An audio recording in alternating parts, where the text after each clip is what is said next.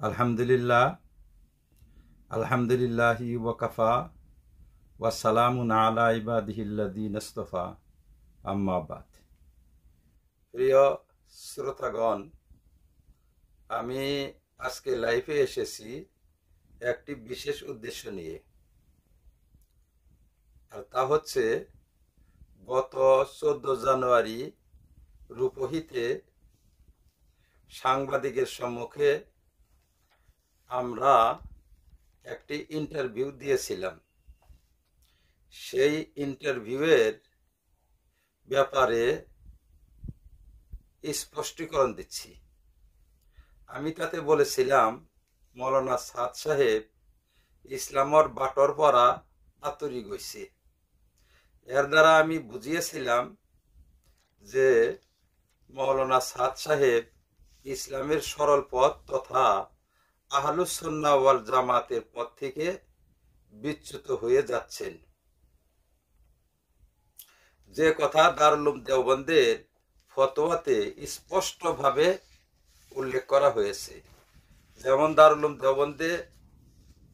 দেওবন্দের ফতোয়াতে বলা হয়েছে, मौलवी मोहम्मद साद साहेब कम इल्मी की बिना पर अपने अफकार और नजरियात और कुरान और हदीस की तशरीहत में जमहूर अहले सुन्ना वल जमा के रास्ते से हटते जा रहे हैं। अर्थात मौलवी साद साहेब इल्मेर स्वल्पतार जन्य निजेर दृष्टिभंगी एवं कुरान और हदीसेर व्याख्या विश्लेषणेर क्षेत्रे आहले सुन्नत वल জামাত থেকে आहले सुन्नत वल জামাতের সরল পথ থেকে বিচ্যুত হয়ে যাচ্ছেন।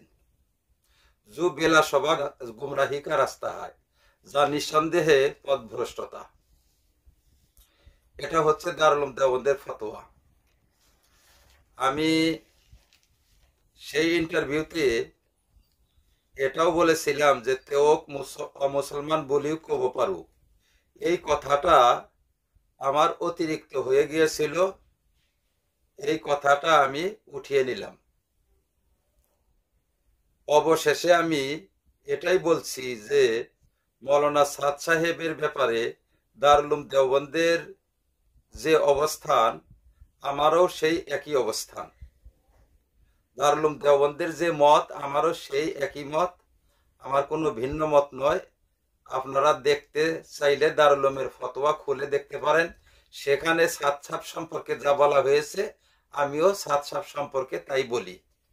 তবে কথা বলতে গেলে একটু যদি এদিক সেদিক হয়ে যায়, সেইটা মনে করবেন যে আমার তরফ থেকে হয়তো একটু সবকতে লেসানি হয়েছে। আল্লাহ তাআলা আমাদের সকলকে দারুল উলুম দেওবন্দের ফতোয়ার উপর আমল করার তৌফিক দান করুন। আমিন।